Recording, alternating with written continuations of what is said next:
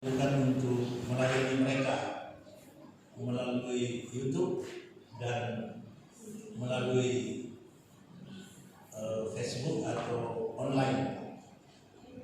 Nah, saudara yang dikasih Kristus, melihat hal-hal seperti ini, saya kira ada banyak sekali manusia di dunia ini yang di beberapa negara wabah ini atau pandemi ini sudah meluas, terutama Wuhan atau Cina dan Italia. Sekarang ini banyak yang meninggal, ratusan, dan yang terjangkit itu sudah ribuan.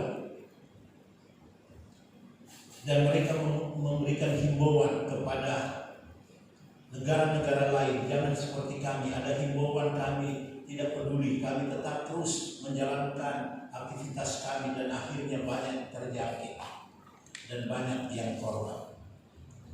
Bukankah ini memberikan ketakutan?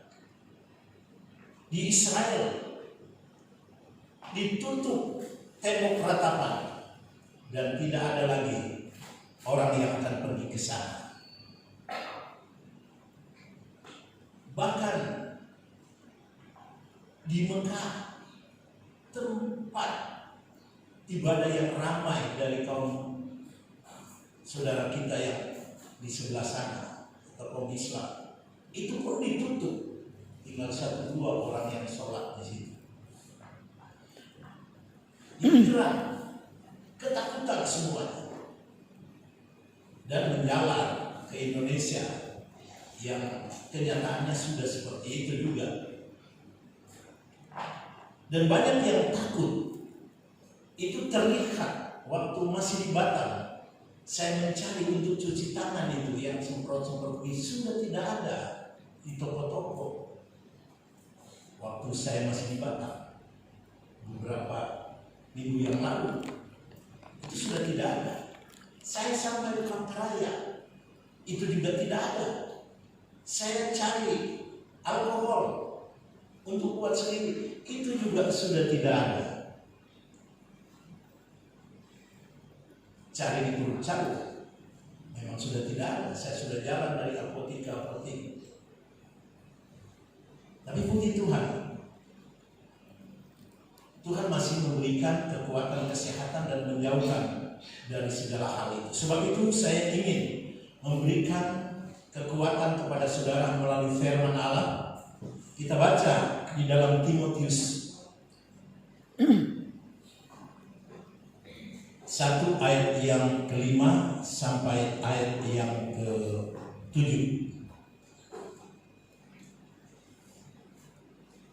Kalau sudah dapat, dipersilakan bangkit berdiri.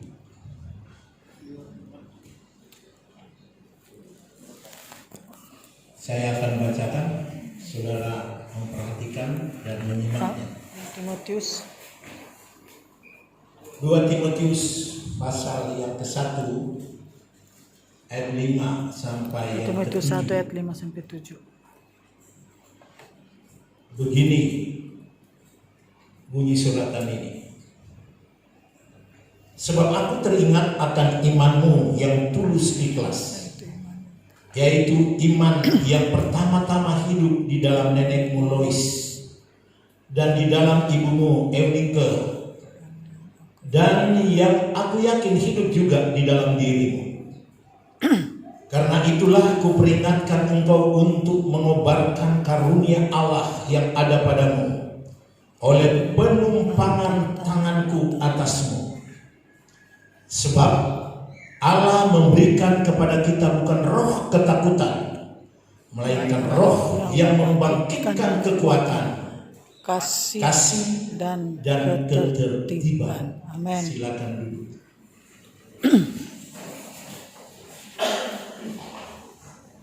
Saudara yang dikasih Tuhan Yesus Kristus,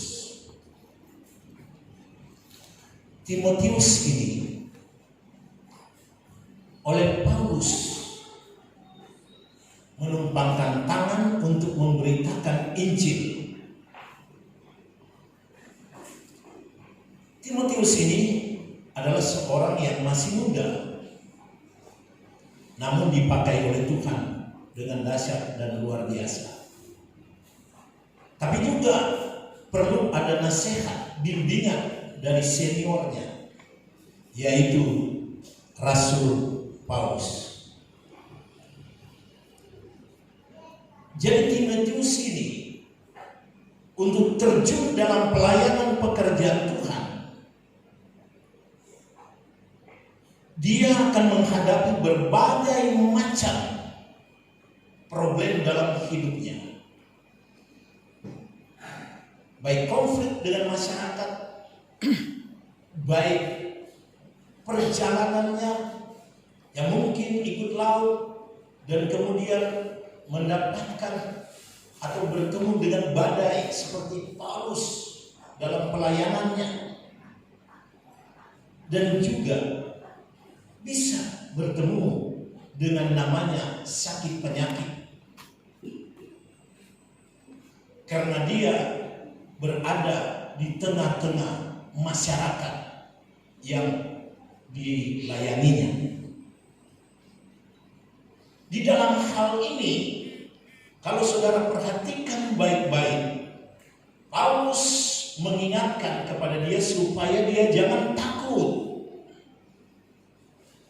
Dan untuk mengingatkan dia jangan takut dengan memiliki dasar, bukan tidak ada dasar. Dasarnya pertama iman. Perhatikan, iman yang dari neneknya dan mamanya, yaitu neneknya namanya Lois dan mamanya atau ibunya Eunike. Dan dikatakan iman itu hidup di dalam diri daripada Timotius. Ini nasihat untuk menguatkan dan meneguhkan dia. Sebab itu Paulus katakan, karena itulah engkau, Paulus peringatkan. Jadi untuk itulah Timotius diperingatkan. Di dalam ayat yang ke-6, karena itulah aku peringatkan engkau untuk mengobarkan kasih karunia Allah atau karunia Allah yang ada padamu melalui apa? Oleh penumpangan tangan atasmu. Jadi pertama iman yang harus dia ingat, kemudian tentang peneguhan, pentahbisan, penumpangan tangan, berarti dia sah menjadi pelayan Tuhan yang diurapi Tuhan. Dan apa Paulus katakan?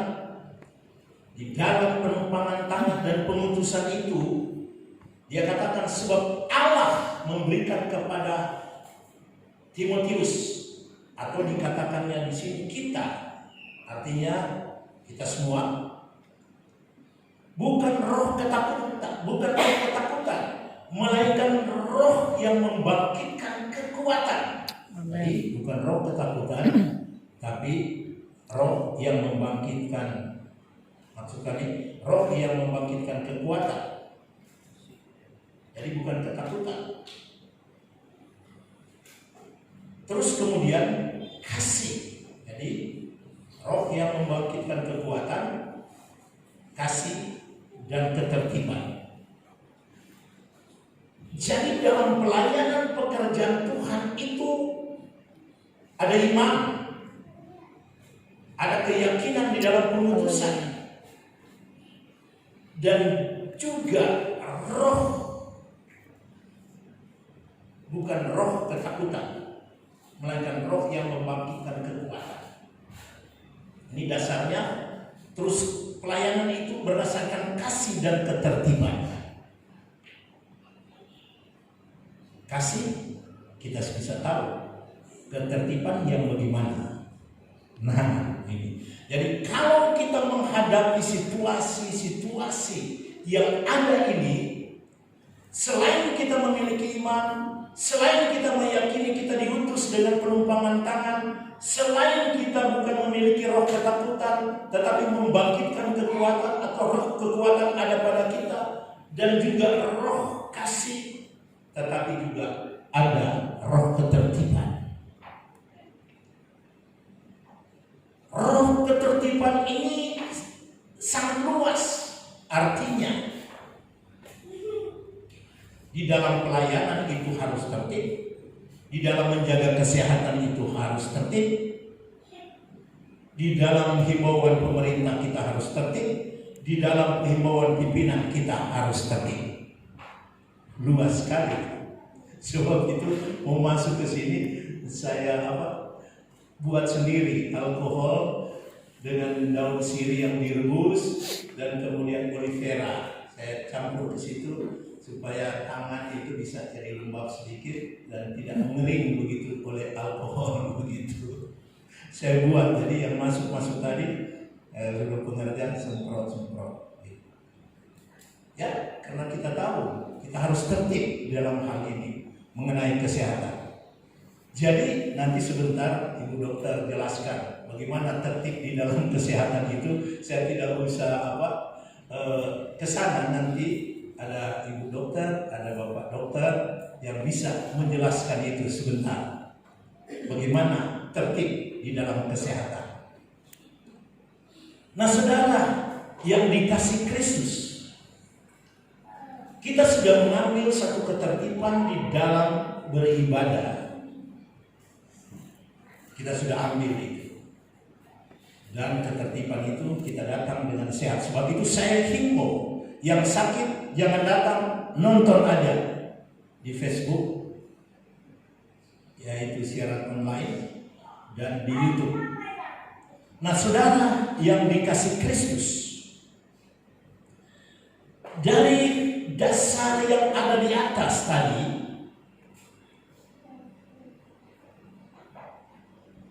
apa yang harus kita ambil di dalam keputusan kita? Dengan kita memiliki iman, dengan kita memiliki peneguhan sebagai kita diurapi oleh Tuhan, dan kemudian kita bukan memiliki roh ketakutan tapi kekuatan, kita memiliki kasih dan ketertiban. Sekarang ini keputusan yang baik, apa yang harus kita lakukan? Saya sudah memberikan di sini sebenarnya keputusan yang baik berlindung kepada Tuhan. Jadi keputusan yang baik berlindung kepada Tuhan. Amin. Nah, sekarang ini pertanyaannya, mengapa keputusan yang baik harus berlindung kepada Tuhan? Apa landasannya? Apa alasannya mau berlindung kepada Tuhan? Pertama-tama, apabila kita mau berlindung, menjauhkan diri dari hal-hal yang buruk ini, termasuk penyakit ini, Amsal 22 ayat yang ketiga.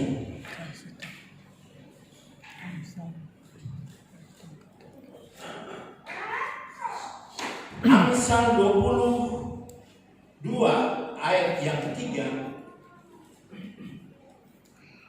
Kalau orang bijak melihat malapetaka, bersembunyilah dia. Jadi kalau orang bijak melihat malapetaka, bersembunyilah dia. Tetapi orang yang tidak berpengalaman berjalan terus, lalu kena celaka. Nah, di sini kita temukan juga di sini, yaitu kasih dan disiplin. Tadi yang saya sebutkan tadi, yaitu melalui pembacaan kita tadi.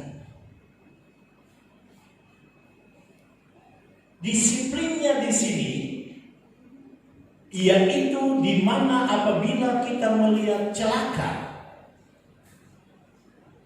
yang ada di depan kita, dan kalau kita tidak memiliki hikmat dan disiplin di situ, maka kita akan menabrak celaka itu. Sekarang ini celaka ada di mana-mana.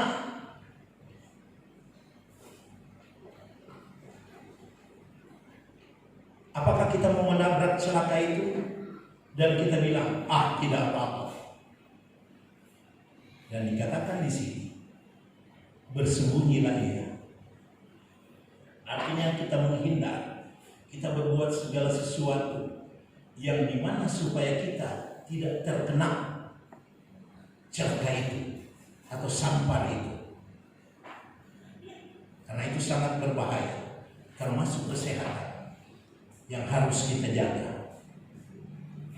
Dan kita indahkan pengumuman himbauan dari pemerintah dan ahli-ahli medis. Itu kita harus jaga dan kita harus hati-hati dan disiplin kita lakukan. Ini salah satunya supaya kita tidak menemui kecelakaan.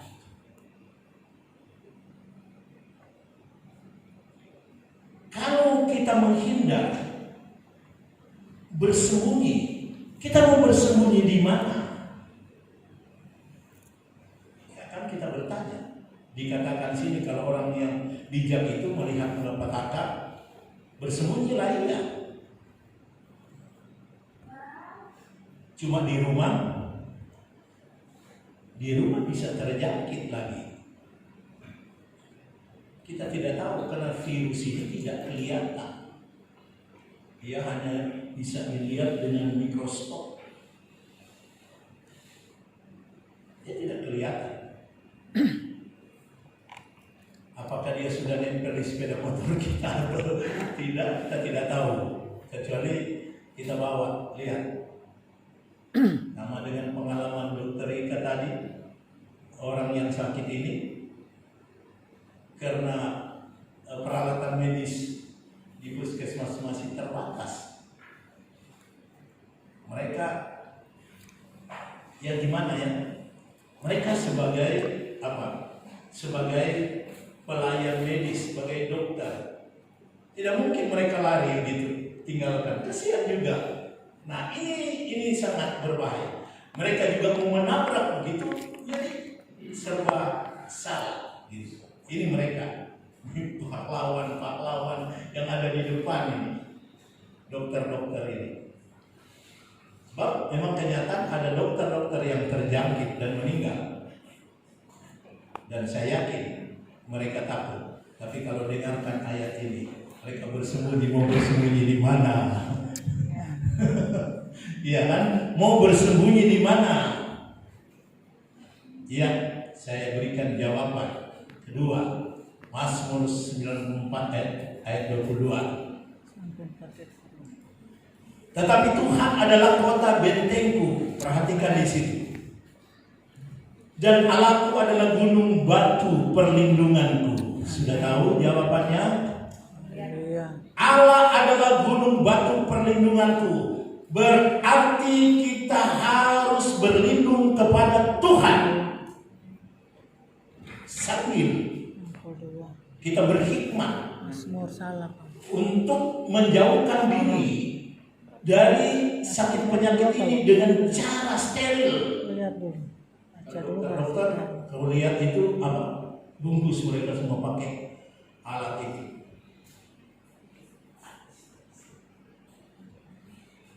Pakai masker yang standar mereka. Bukan masker yang biasa-biasa berlapis-lapis itu masih bisa tembus. Karena ini binatang halusi. Jadi perlindungan kita, jawabannya kita harus lari kepada Tuhan. Amen. Tempat perlindungan. Dia gunung batu. Haleluya. Tuhan di sini dikatakan adalah kota benteng. Dan Allahku adalah gunung batu perlindungan. Ini kata-kata ilustrasi. Gunung batu itu susah ditembus. Sebab itu banyak orang-orang zaman dulu berlindung di situ. Dan mereka kalau sudah berlindung di gunung batu, mereka akan kesana. Dan kalau kita berlindung pada gunung batu itu,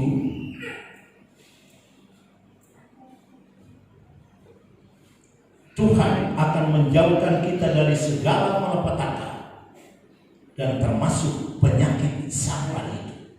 Apa dasarnya? Kalau kita berlindung kepada Tuhan, dan Tuhan akan menjauhkan segala malapetaka, dan termasuk penyakit sampar itu. Saudara bisa membuka di dalam Mazmur 91 ayat 1 sampai yang ke-6. Dikatakan di situ, orang yang duduk dalam lindungan yang maha tinggi dan bermalam dalam naungan yang maha kuasa. Jadi orang, katanya di sini, yang duduk dalam lindungan yang maha tinggi. Siapa yang maha tinggi itu? Ialah Tuhan kita. Kemudian bermalam dalam naungan yang maha kuasa. Siapa yang maha kuasa? Tuhan kita. Akan berkata kepada Tuhan. Jadi orang yang berlindung kepada Tuhan akan berkata kepada Tuhan, tempat perlindunganku dan kubu pertahananku, Allahku yang kupercaya. Amen. Ayat yang berikutnya, ayat yang ketiga dari pasal 91, sungguh dialah yang akan melepaskan engkau dari jerat. Jadi sungguh dialah, siapa dia itu? Yaitu Tuhan, dari jerat penangkap burung, dari penyakit sampar yang busuk. Artinya sudah penyakit sampar dibilang lagi busuk, berarti penyakit sampar yang paling hebat, yang paling ganas, penyakit sampar yang busuk. Jadi kalau kita berlindung kepada Tuhan, Tuhan akan menjauhkan kita, katanya, dari perang penangkap burung atau jerat yang ingin menjerat kita, dan kemudian menjauhkan kita dari sakit sampar atau penyakit sampar. Penyakit sampar di sini dibilang yang busuk, yang buruk, yang bau, yang artinya penyakit sampar yang sangat berbahaya. Dan saya katakan itu juga termasuk di situ adalah sakit apa? Corona. COVID-19. Dan ayat 4 dia katakan, dengan kepaknya ia akan melindungi engkau. Jadi dengan kepaknya dia akan melindungi engkau, di bawah sayapnya engkau akan berlindung. Kesetiaannya ialah perisai dan pagar tembok. Amin. Dan dia katakan di dalam ayat yang kelima, engkau tak usah takut terhadap kedahsyatan malam, terhadap panah yang terbang pada waktu siang. Kita tidak usah takut hal itu. Dan ayat yang ke-6, artinya kita tidak usah takut terhadap penyakit sampar yang berjalan dalam gelap. Penyakit sampar yang berjalan dalam gelap, ya virus memang tidak kelihatan, biar siang kita tidak kelihatan, jadi sama aja dengan gelap itu. Jadi penyakit sampar yang berjalan dalam gelap. Dan dilanjutkan terhadap juga penyakit menular yang mengamuk di waktu petang. Apakah corona itu bukan termasuk penyakit menular?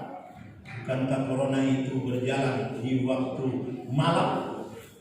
Sampar yang berjalan di malam dan di siang hari. Dan memang siang hari kita tidak bisa lihat juga, karena dia tidak bisa dipantau dengan kasat mata kita ini.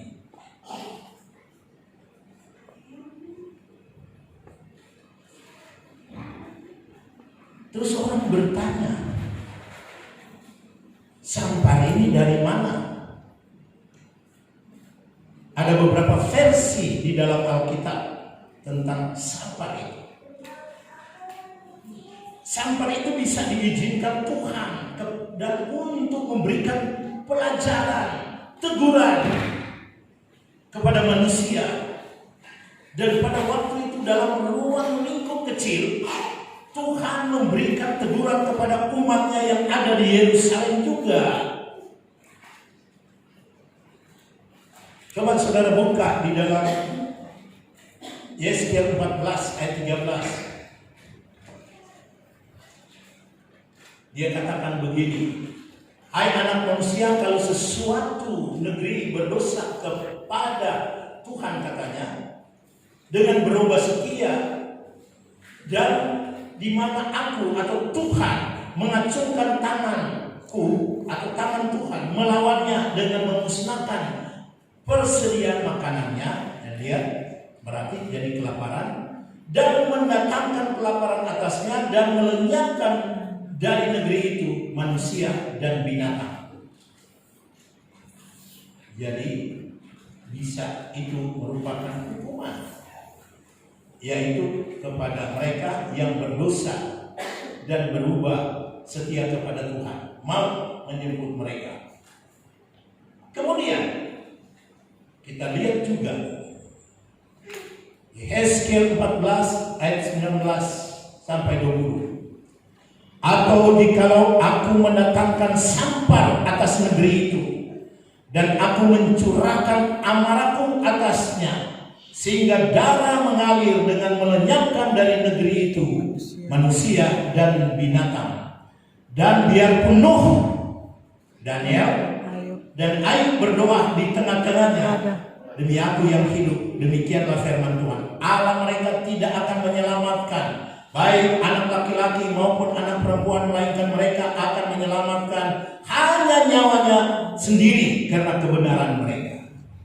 Jadi keselamatan terhindar dari mara bahaya itu hanya oleh kebenaran yang mereka amalkan di dalam kehidupan mereka masing-masing. Sebab itu dikatakan, walaupun katanya di sini ada Nabi Nuh, ada Nabi Daniel, ada Nabi Ayub berada di tengah-tengah wabah itu di Yerusalem, termasuk kita di sini.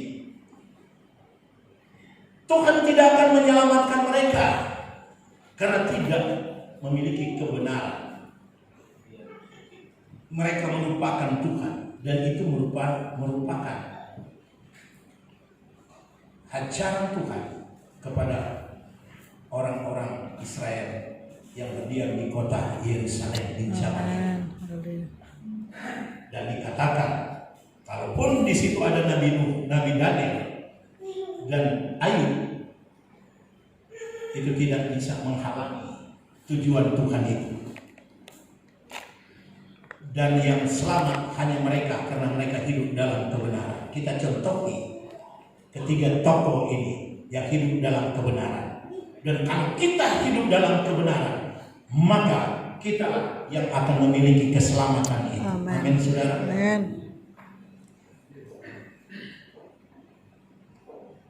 Ini satu hal yang luar biasa yang harus kita miliki dalam kehidupan kita.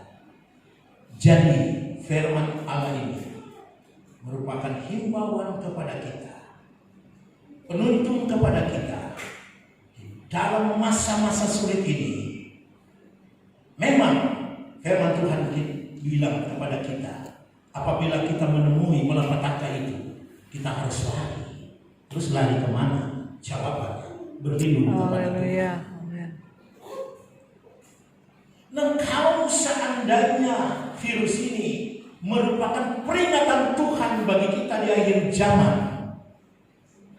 apa yang harus kita buat? Kita meneguhkan iman kita. Kita lari berlindung kepadanya dengan kekuatan ilahi yang kita miliki. Kita berusaha berlindung kepada Tuhan.